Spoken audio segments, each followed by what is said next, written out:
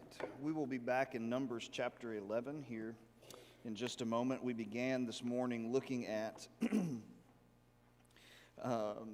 our study of a mirror in the wilderness, and how when we look at Scripture, it's not just to look at them and say, how could they be so foolish? It's to look at ourselves and say, how could we be so foolish? Because we're doing the same thing.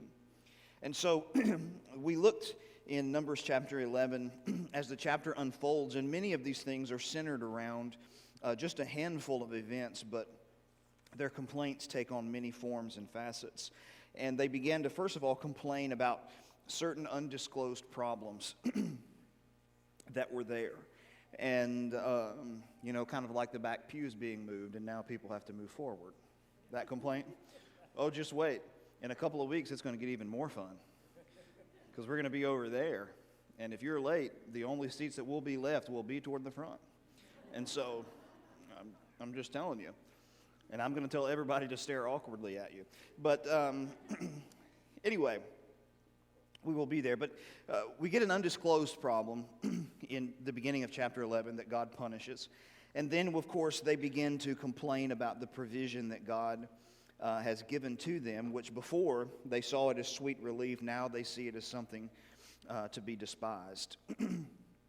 And so where we pick up tonight is still in this context of their complaining about manna, but it has to do with Moses and his personal complaints toward the people of Israel. Okay? So let's begin in verse 10. It says, Moses heard the people weeping throughout their clans, every one at the door of his tent. And the anger of the Lord blazed hotly, and Moses was displeased. Moses said to the Lord, why have you dealt ill with your servant? And why have I not found favor in your sight, that you lay the burden of all this people on me? Did I conceive all this people? Did I give them birth, that you should say to me, carry them in your bosom, as a nurse carries a nursing child to the land that you swore to give to their fathers? Where am I to get meat enough for all this people? For they weep before me and say, give us meat that we may eat.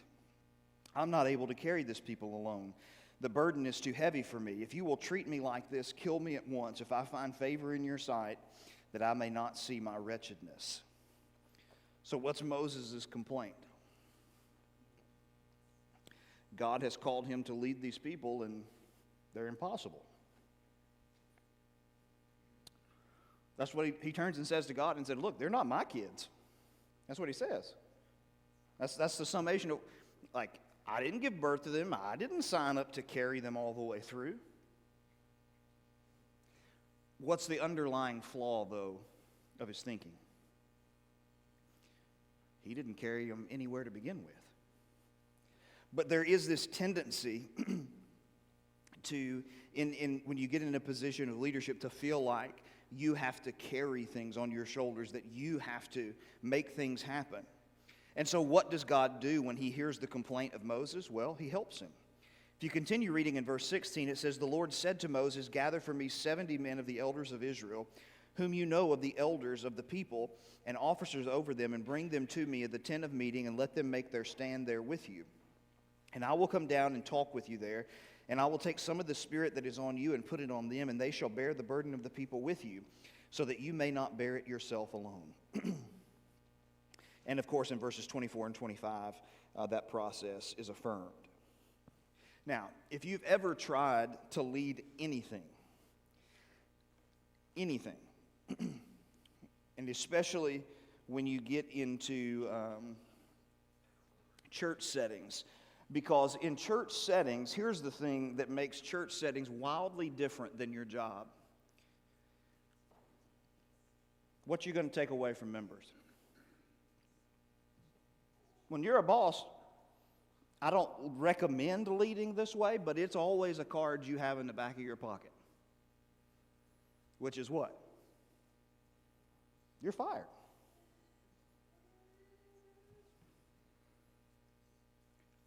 How do you lead the people of God and you don't have anything to hang over their head?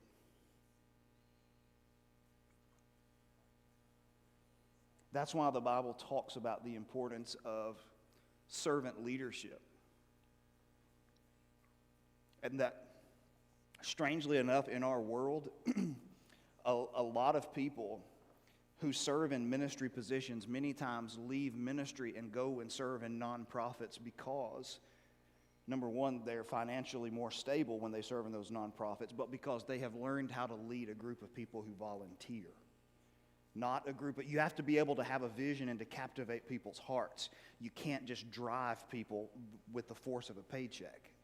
The whole process is completely different. The way you approach it is completely different. So, but there is this tendency, if you've ever tried to lead anything, first of all, you just might as well get ready for it. You're going to have your naysayers and complainers. There are people who find problems in every solution. Okay? Now, they themselves won't produce a solution, but they can find every problem in it. All right? But we need to be reminded of something. Anybody can find problems. That doesn't really take a lot of skill. Okay? For an example, when I worked for my dad during the summer, the summers when I was a kid in high school, and so we're out building houses, especially when I first started, before I really learned to do some things. My job was to be on the demolition team. Why? Because it takes literally this amount of skill to demolish something. It takes this amount of skill to demolish something. On the flip side, it takes incredible skill to build something. And people who are the complainers only know how to tear things down. Unfortunately, that's the only skill they're ever going to develop. They're never going to actually be able to build something. Okay? I agree, there are things that are in place. It doesn't matter what organization you go in, there are things that are in place that need to be torn out and replaced. But you can't just light a match and burn the thing to the ground. You've got to know how to go about the process of removing what needs to be removed while keeping intact the things that are there and making sure everything can flow and function together. But there is this tendency that every person who's ever led anything from a Bible class to just cleaning up on a work day, there is this tendency to think you've got to carry the load on your own. Well, good luck. If the task that I am doing can be accomplished by me alone, that task is probably too small.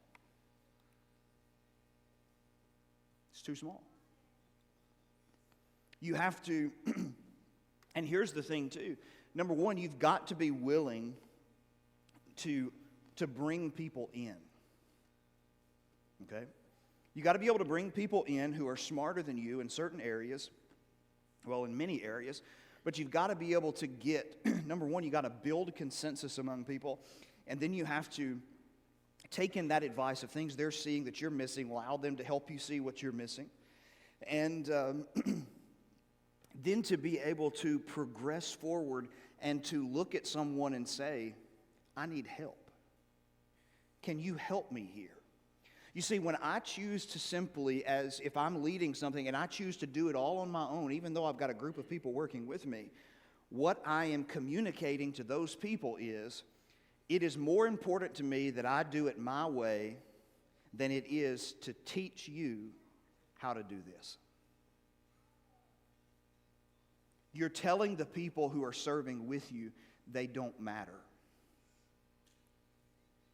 And that's never something you want to communicate. So you feel that tendency of, I'm carrying it on my own. Well, have you asked anybody else to carry it with you? And further, what the hardest lesson to learn, and I mean, I'm still learning it.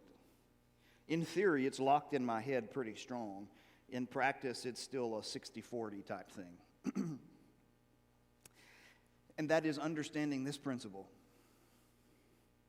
You can't make anybody do anything. Period. You can't make anybody do anything. And furthermore, it's not your job to make somebody do something.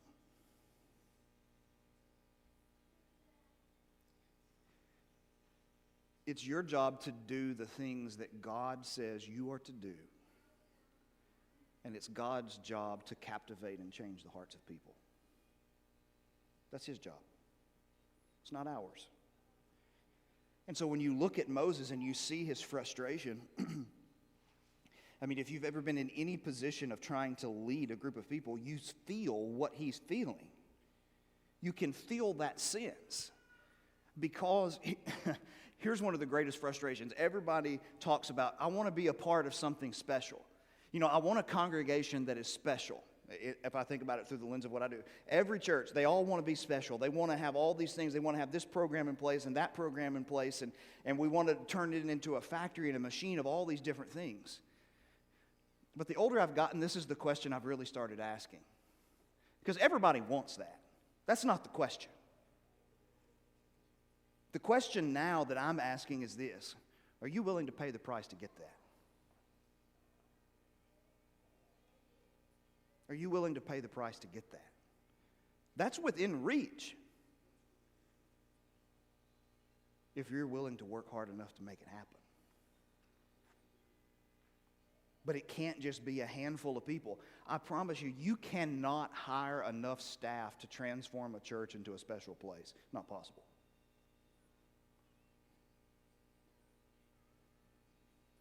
For churches to transform and be who they're supposed to be, that must happen from within. With people who are bought in to the message of Jesus, who are willing to pay a price for it. And so,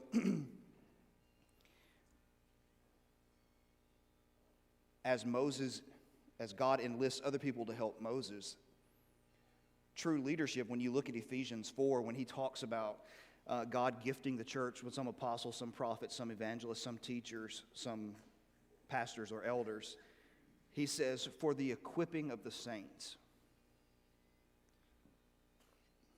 The main job of people in leadership and ministry is to teach people how to do ministry. That's their main job. Yes, they're involved in ministry of their own, at the personal level, the same way everybody else is.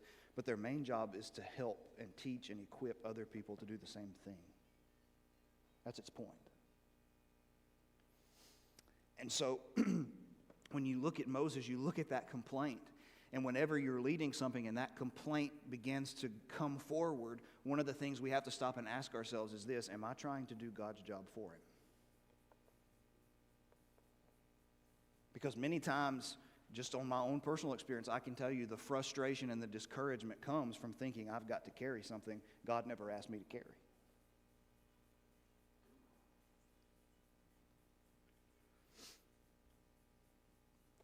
And so it can lead us then to complain against God.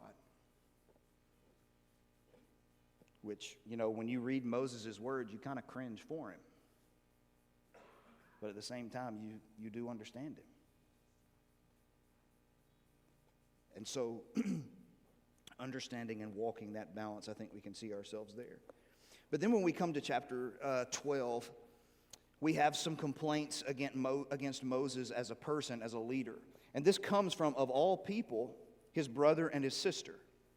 Now, in chapter 12, it says, Miriam and Aaron spoke against Moses because of the Cushite woman whom he had married, for he had married a Cushite woman. And they said, has the Lord indeed spoken only through Moses? Has he not spoken through us also? And the Lord heard it. So here's their complaint. Here's their resentment. Moses is the supreme leader in Israel. Aaron is the high priest. Miriam is a very influential woman in Israel. And so what do they say? Well, look, they use who he's married to as a smokescreen. Rarely, when someone brings certain complaints and accusations against you, rarely is what they're really upset about what they're complaining about, what they're actually saying to you. We have this tendency to smokescreen our intentions. For an example, when somebody comes, let's say somebody comes and says, you know, a lot of people are really upset by what you did. I'm going to tell you something right now. You better click in your head right now. There's not a lot of people. There's one person, and it's the one who's talking to me. And the quickest way to find it and to root it out is to say, okay, I want to stop you before you even get there. Tell me who they are. I need to know who they are. Because if this many people have a problem with me, then I need a list of people that I need to go through, that I need to go to and sit down with them and talk with them.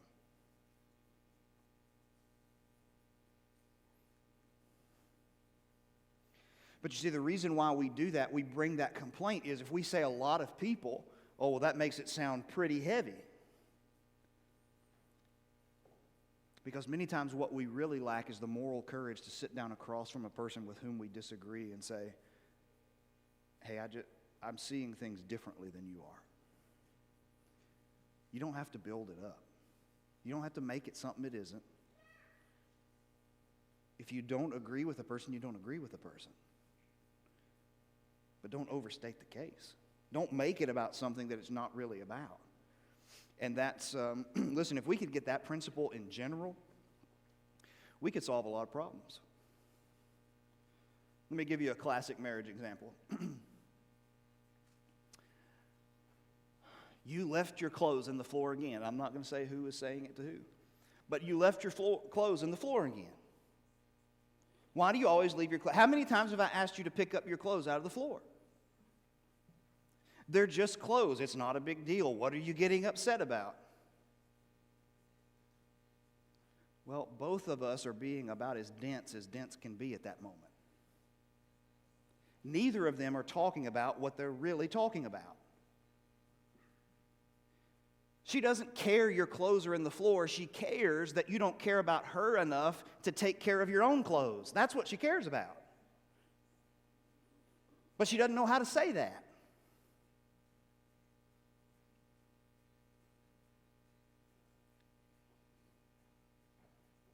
Say what you're really upset about. Not the symptom. Say what you're really upset about. And that's what's going on. It's a smokescreen. Well, Moses, we're upset you married this woman. No, you're not. You're upset that that all of you are brothers and sisters, that he's the baby of the family, and he has a better and more prominent relationship before God than you do. That's what you're really upset about.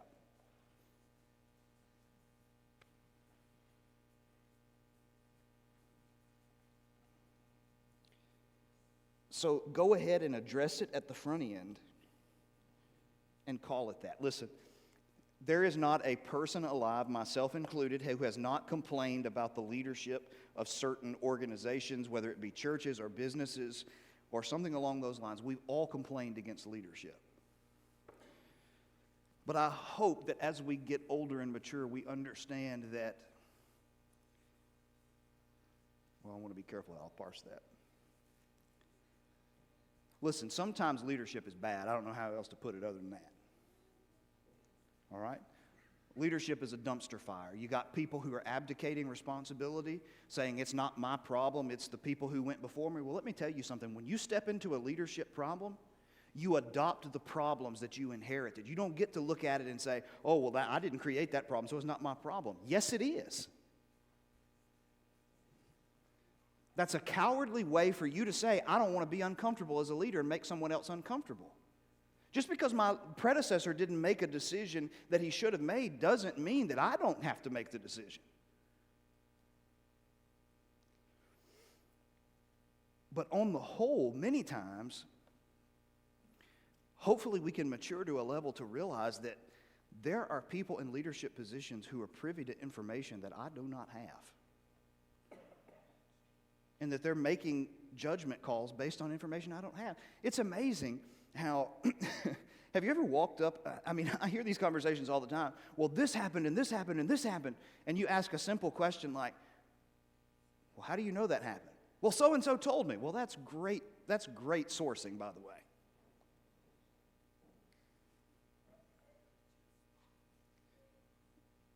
I mean, we wouldn't accept that type of sourcing for anything in this world.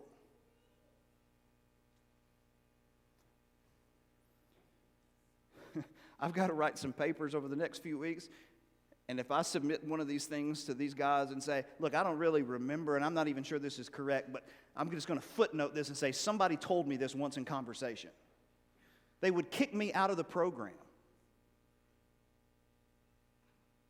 Because it's unprofessional, it's unbecoming. You have to document, you have to.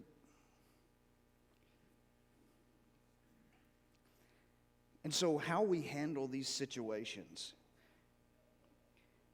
first of all, we need to check our own hearts and say, first of all, am I giving the person in leadership the benefit of the doubt?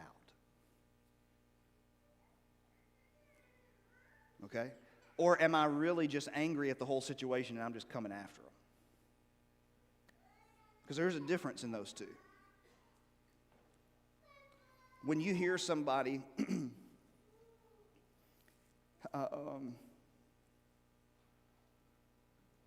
again, I'll just give you another example from my world because I don't really know other professions and their worlds and how all this works. So I'll give you one from mine.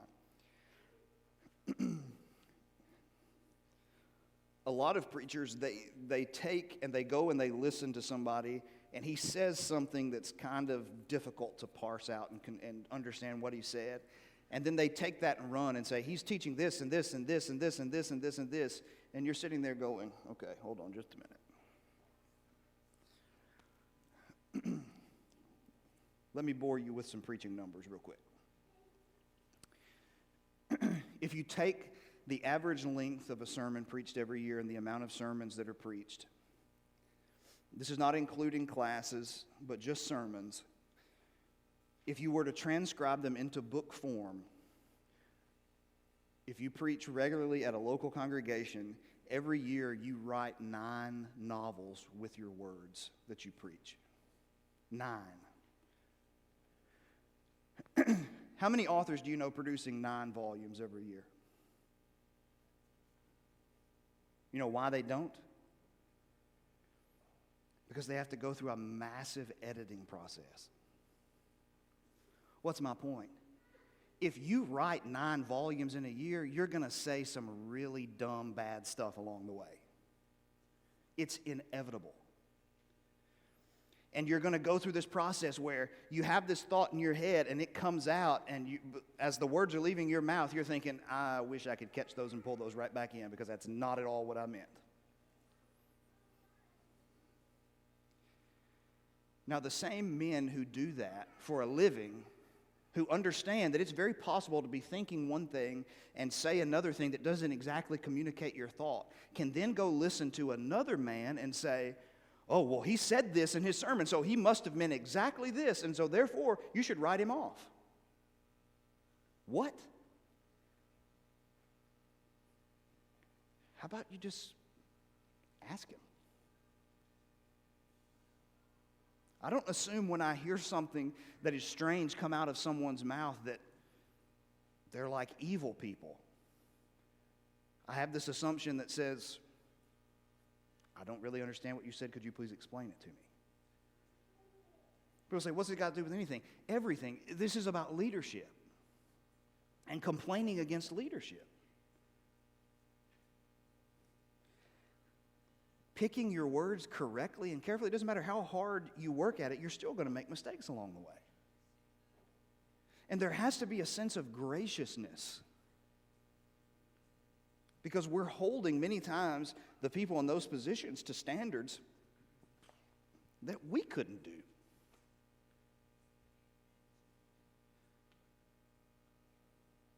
And so when you look at Moses and how he is taking this, and by the way, it's a whole nother level when it's not just the people of Israel complaining against him, it's his brother and sister, 2 other great leaders in Israel who are hurling these things at him. That just adds a whole new layer to the insult and to the complaint. But then we get to chapters 13 and 14, and we'll have to just obviously skim the surface here. But in 13 and 14, he sends the spies to go in and to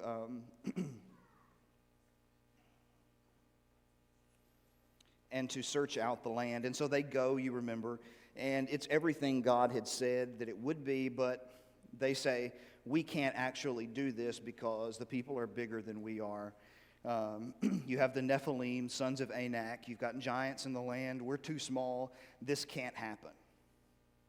Okay? Then, in chapter 14, verse 1, then all the congregation raised a loud cry, and the people wept that night, and the people of Israel grumbled against Moses and Aaron. And the whole congregation said to them, would that we had died in the land of Egypt, or would that we had died in the wilderness. Why is the Lord bringing us into this land to fall by the sword? Our wives and little ones will become prey. Would it not be better for us to go back to Egypt? And they said to one another, let us choose a leader and go back to Egypt. God's bringing them into the promised land, shows it to them. It's everything you said, but yeah, we can't do that. As a matter of fact, we're going to go back and we're going to, as human beings, be slaves and be owned by an oppressive nation. We'd rather do that.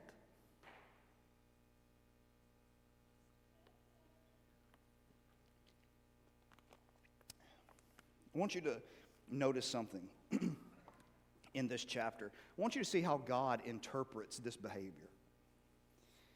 In verse 11, the Lord says to Moses, how long will this people despise me? How long will they not believe in me?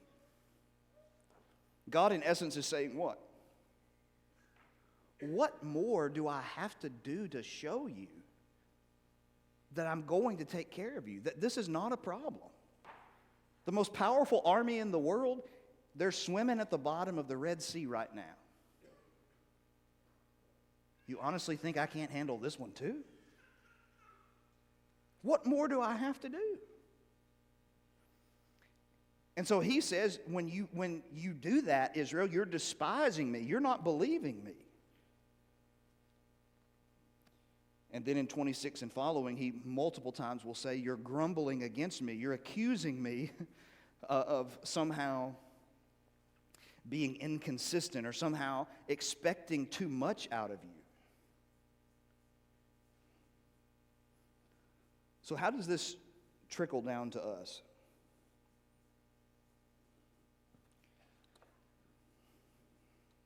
Well, we live in a world that 1 John 5 says is under the sway of the wicked one. Our world is corrupted. And yet we're called to be different, called to be light, salt. Matthew 5:13-16. We're called to sacrifice on behalf of Christ. We're called to submit to Him, to surrender to Him.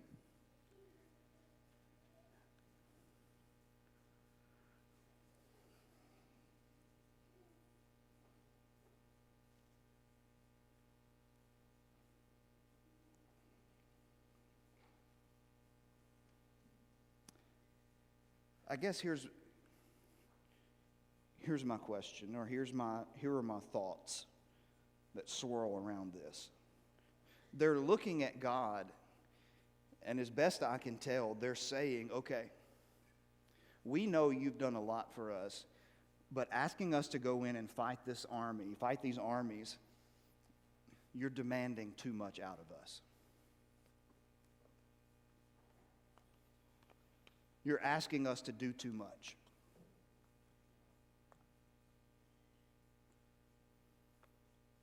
Now, all they have to do is show up. And he's already said you're going to win. Like, this is not you that's fighting. This is me. So what you're asking is too demanding.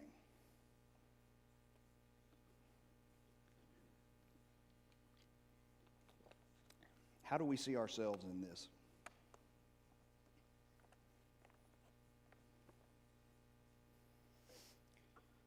Well,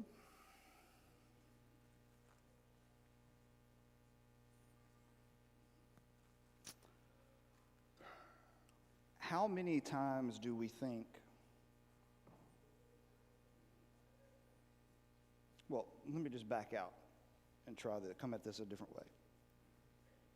How many of us call meetings with the teachers of our students and say, of our kids, and say, you are being too demanding of our children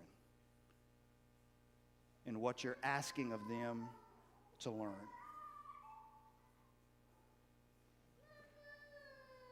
I don't think many people have ever done that. How many of us have come to our bosses and said, you know, I think you're being a little too demanding of what you expect me to do coming to work every day?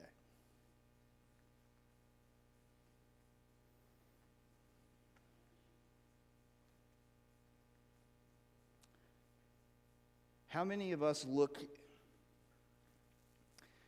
have pulled a coach to the side and said, you're demanding too much out of my kid?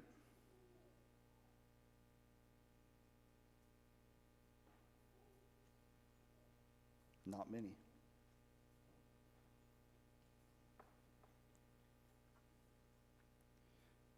Okay, so this is where the disconnect happens for me. Why then do we look at God and say, you're demanding too much out of me?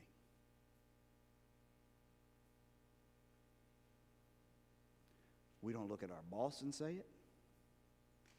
We don't look at teachers and say it. We don't look at coaches and say it.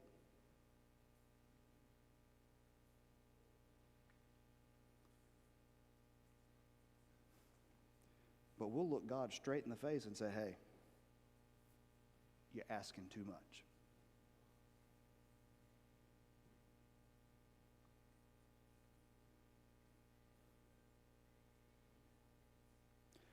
What do we mean when we call Jesus Lord?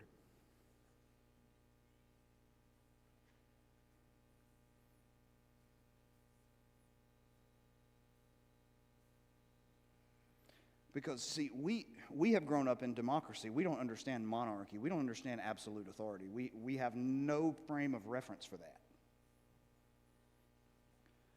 Lord means ruler. It is a heavy political term at a time when political leaders had absolute authority, absolute and unquestioned authority. You couldn't look at him and go, you're being too demanding.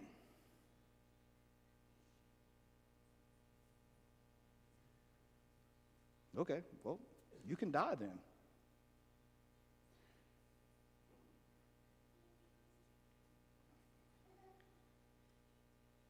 When we submit to Jesus, when we call him Lord, that doesn't mean life coach.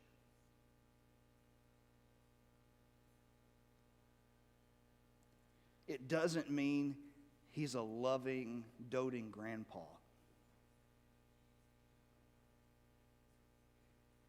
It means, as John puts it in Revelation 1, he is the ruler of kings on the earth.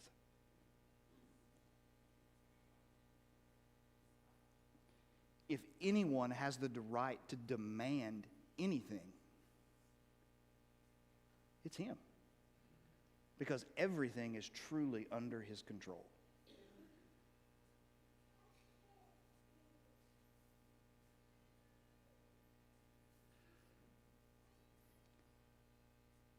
That's the question that I think collectively we have to think through. Look, you don't owe me an explanation for what you do. I don't judge you. You don't submit to me. You don't owe me an explanation for what you do. But I can promise you this, there's coming a day when every one of us will owe an explanation.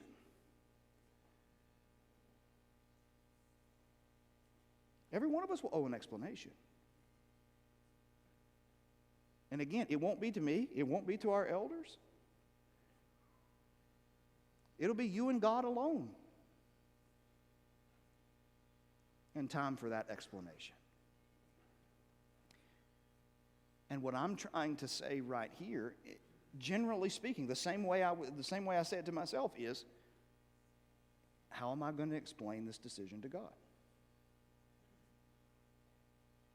Whatever decision that is. I've got to figure out, am I going to explain it, and is it going to be an acceptable explanation?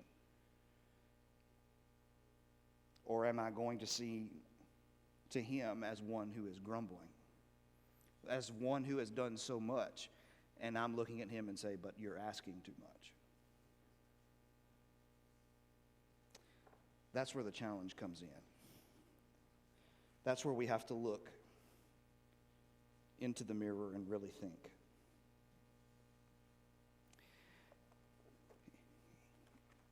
In Philippians chapter 2, Paul writes these words about the people of God and there should be unwillingness to grumble. In Philippians 2:14, he says this, "Do all things without grumbling or disputing, that you may be blameless, innocent children of God without blemish in the midst of a crooked and twisted generation, among whom you shine as lights in the world, holding fast to the word of life, so that in the day of Christ I may be proud that I did not run in vain or labor in vain." So it seems to me, if I'm reading Paul correctly, that joyfully serving God without complaint is a testimony to the world about who God is. And that I don't view serving God as something I have to do. I view it as something I get to do. And I get to be involved in that. And that's really the challenge of looking at numbers. These are just a handful of these incidents where that mirror is held up in front of you and you...